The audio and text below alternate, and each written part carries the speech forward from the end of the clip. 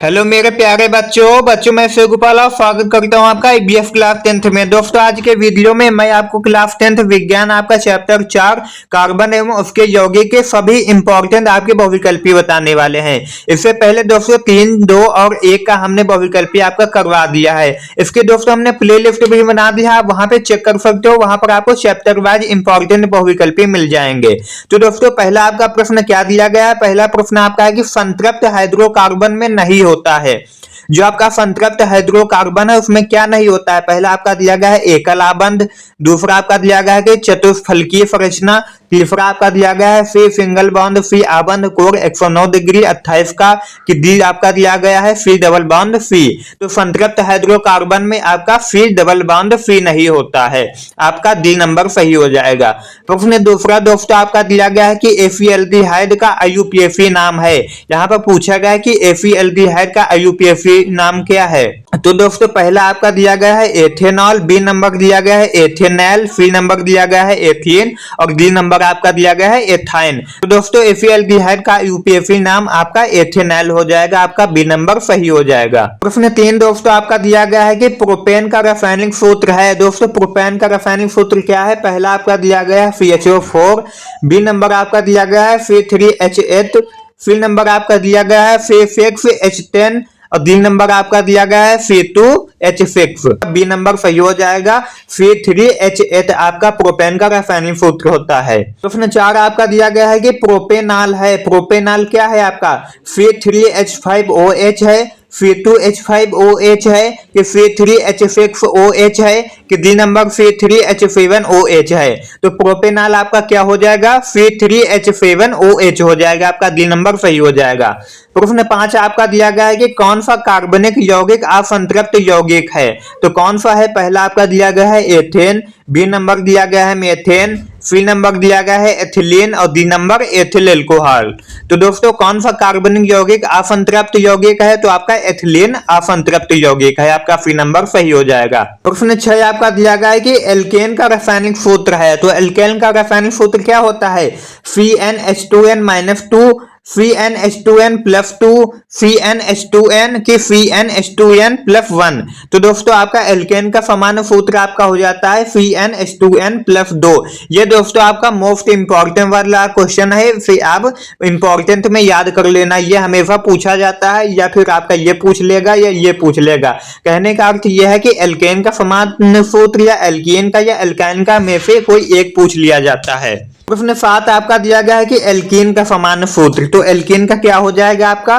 पहला दिया गया है CnH2n-2 और बी दिया गया है CnH2n+2, सी दिया गया है CnH2n और डी आपका दिया गया है Cn+2H2n।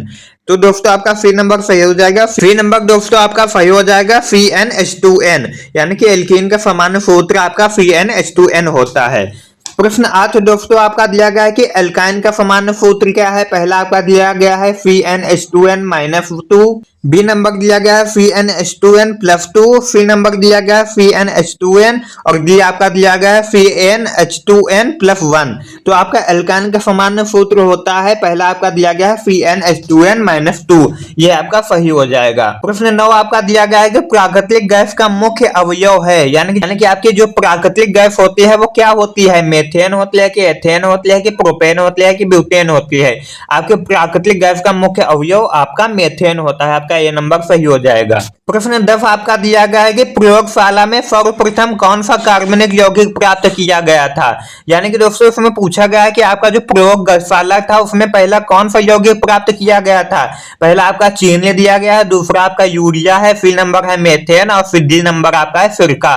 तो दोस्तों प्रयोगशाला में सर्वप्रथम कौन सा कार्बनिक यौगिक बना था? आपका बी नंबर यूरिया बना था, तो आपका बी नंबर सही हो जाएगा। प्रश्न 11 दोस्तों आपका दिया गया है कि एथिल अल्कोहल का आईयूपीएसी नाम है, यानी कि आपका एथिल अल्कोहल का आईयूपीएसी नाम क्या है? पहला आपका दिया गया है मेथेनॉल, बी नंबर दिया गया है एथेनॉल और सी नंबर एथेनॉल और डी नंबर प्रोपेनॉल। तो एथिल अल्कोहल का यूपीएसी नाम आपका क्या है? सी नंबर सही हो जाएगा एथेनॉल।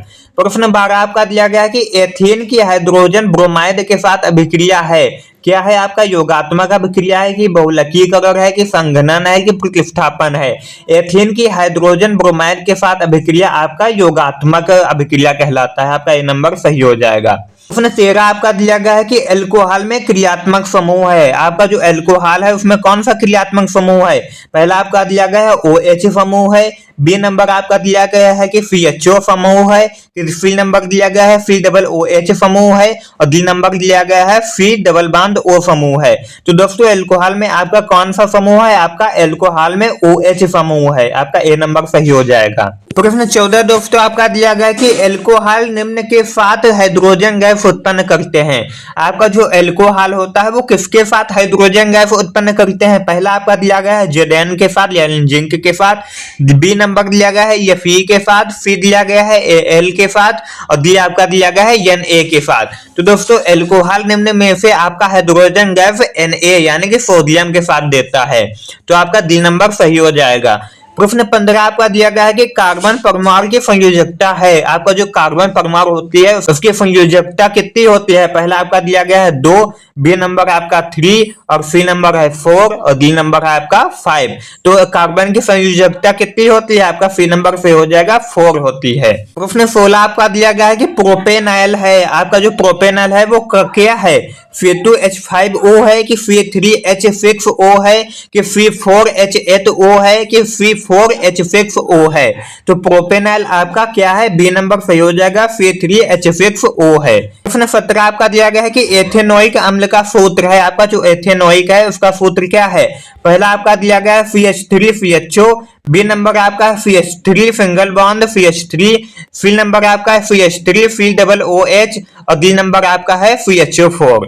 एथेनोइक अम्ल का सूत्र आपका सी नंबर सही हो जाएगा, CH3 COOH। प्रश्न 18 आपका दिया गया है कि निम्न में से कौन सा यौगिक अम्लीय प्रकृति का है? तो कौन सा है? पहला आपका दिया गया है CH3CHO, बी नंबर आपका है CH3 सिंगल बॉन्ड CH3 और सी नंबर आपका है CH3 COOH और डी नंबर आपका है CHO4।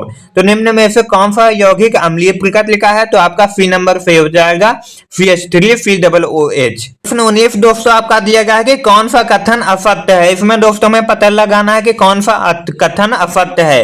पहला आपका दिया गया है कि अपमार्जक प्रदूषण की दृष्टि से सुरक्षित है, बी नंबर आपका दिया गया है कि साबुन प्रदूषण की दृष्टि से सुरक्षित है, सी नंबर आपका दिया गया है अपमार्जक कठोर जल में प्रभावशाली है और डी नंबर आपका है साबुन कठोर जल में प्रभावशाली नहीं है।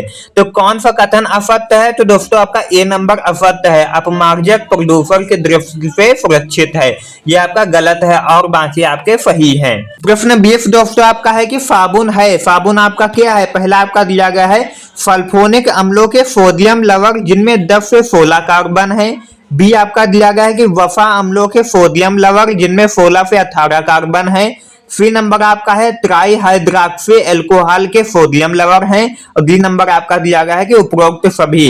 तो साबुन आपका क्या है? साबुन आपका है वसा अम्लों के सोडियम लवण जिनमें 16 से 18 कार्बन है, आपका बी नंबर सही हो जाएगा। तो दोस्तों इस प्रकार से हमने आपके बहुविकल्पीय प्रश्न पाठ आपके 4 के देख लिए हैं। आपके दोस्तों ये सभी इंपॉर्टेंट हैं। दोस्तों हम चैप्टर वाइज आपके बहुविकल्पीय इंपॉर्टेंट वाले करवा रहे हैं। अगर आपने अभी तक नहीं देखे हैं तो दोस्तों हमने प्ले लिस्ट बना दी है, आप वहां से देख सकते हो। अगर दोस्तों आप इसका पीडीएफ नोट्स लेना चाहते हैं तो आप हमारे टेलीग्राम चैनल व्हाट्सएप चैनल को ज्वाइन कर सकते हो, जहां पर आपको फ्री पीडीएफ नोट्स प्रोवाइड किए जाते हैं। टेलीग्राम चैनल और व्हाट्सएप चैनल का लिंक आपको वीडियो के डिस्क्रिप्शन बॉक्स में मिल जाएगा। मिलते हैं एक नई वीडियो के साथ, तब तक के लिए जय हिंद, वंदे मातरम।